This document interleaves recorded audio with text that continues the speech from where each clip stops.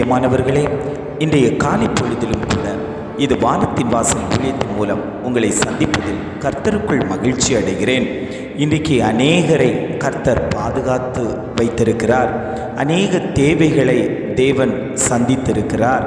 அநேகருடைய ஜீவனை பாதுகாத்து தப்புவித்து அவர்களுடைய இக்கட்டிலிருந்து எத்தனையோ மரணக்கண்ணிகள் வந்த போதிலும் கூட அவர்களுக்கு எந்த சேதமும் வராமல் தேவன் அவர்களுக்கு வேலியடைத்து பாதுகாத்தார்.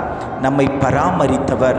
நம்முடைய கருவை ஆண்டவர் உருவாக்கி அதுக்கு எந்த சேதமும் வராமல் பாதுகாப்பு கொடுத்து நமக்கு ஜீவனை தந்தவர். அவர் நேற்றும் இன்றும் என்றும் மாறாதவராய் இருக்கிறார். இன்றைய காலை பொழுதிலும் கூட ஆண்டவர் நமக்கு தரக்கூடிய நல்ல வார்த்தை என்னவென்றால், யோபு 10ஆம் அதிகாரம் 12ஆம் வசனம் இவ்வாறாக சொல்லுகிறது: எனக்கு ஜீவனை தந்ததும் அல்லாமல் தயவையும் எனக்கு பாராட்டினீர். உம்முடைய பராமரிப்பு என் ஆவியை காப்பாற்றினது. வேதம் இவ்வாறாக சொல்லுகிறது: எனக்கு ஜீவனை தந்ததும் அல்லாமல் தயவையும் எனக்கு பாராட்டினீர். உம்முடைய பராமரிப்பு என் ஆவியை காப்பாற்றினது. இது யோபு தன்னுடைய வாழ்நாளை குறித்து அவர் சொல்லுகிறார். தனக்கு வந்த சேதம் யாருக்கும் வரக்கூடாது என்று அவர் சொல்லுகிறார். சத்ருவானவன் தன்னுடைய தேகத்தை வதைத்த போதும் கூட யோபு ஆண்டவரை குறித்து ஒரு மறுபதிலும் சொல்லாமல், ஆண்டவரே, நீர் எனக்கு ஜீவனை தந்ததும் அல்லாமல் தயவையும் எனக்கு பாராட்டினீர். உம்முடைய பராமரிப்பு என் ஆவியை காப்பாற்றினது. சத்ருவானவன் தோலையும் சதையையும் எனக்கு அவன் பலவீனப்படுத்தி இருந்தாலும் அந்த தோலையும் சதையையும் தேவன் கொடுப்பார் என்ற விசுவாசம் அவனுக்குள்ளாடி இருந்தது. அவன் சரீரமெல்லாம் புண்களாய் மாற்றப்பட்ட போதிலும் கூட, ஓட்டை எடுத்து அவன் சுரண்டி கொண்டிருந்த போதிலும் கூட அவனுடைய ஜீவனை பாதுகாத்தாரே. ஆனால் இன்றைக்கு ஆண்டவர் சொல்லுகிறார், உங்களுடைய ஜீவனையும் நான் பாதுகாப்பேன்.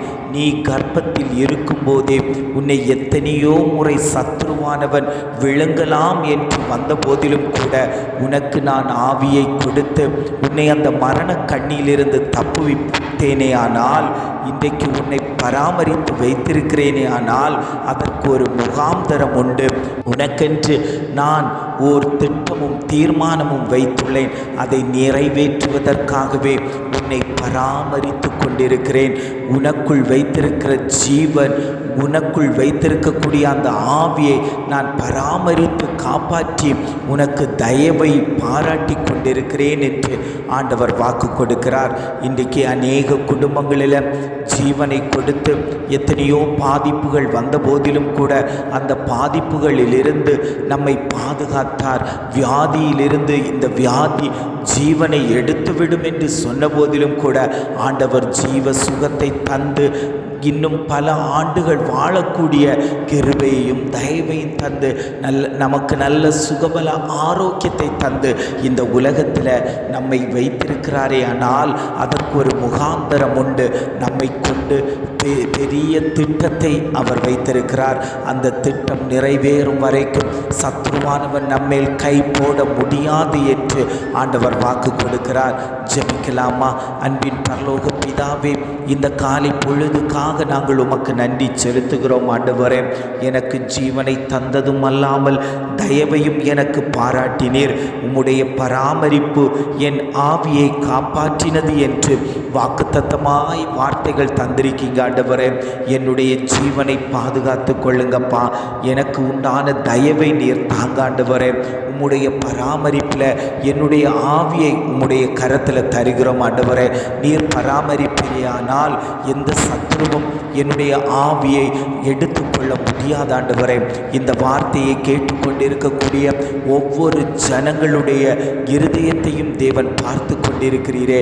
அந்த குடும்பங்களை தேவன் ஆசீர்வதிங்க. ஆண்டவரே, அந்த குடும்பங்களில் இருக்கக்கூடிய சிறையிருப்புகளை தேவன் மாற்றும்படியாய் ஜெபிக்கிறோம். ஆண்டவரே, ஜீவனை கொடுங்க. ஆண்டவரே, ஒரு பராமரிப்பை கொடுங்க. ஆண்டவரே, அந்த குடும்ப குடும்பங்களில் தேவ தயவு இறங்கட்டும் ஆண்டவரே. தேவ சமாதானம் இறங்கட்டும் ஆண்டவரே. உம்முடைய ஜீவன் எங்களுக்கு வேணும் ஆண்டவரே. நாங்கள் நிற்பதும் நிர்மூலமாகாதிருப்பதும் உம்முடைய சுத்த கிருபை.